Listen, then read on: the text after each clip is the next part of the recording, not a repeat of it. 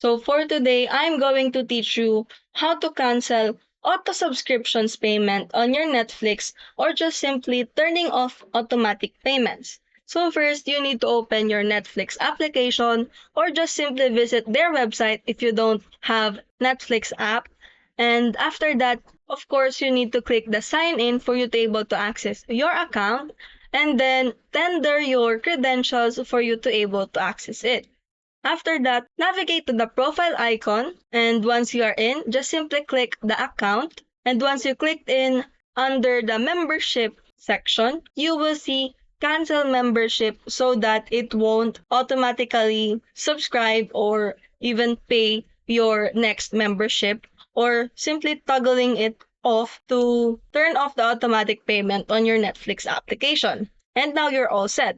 That's how you cancel auto subscriptions payment on your Netflix or turning off automatic payments on it. If you found this video helpful, don't forget to smash that like button and subscribe so you never miss a new video. Stay awesome, keep learning, and I'll see you in the next one.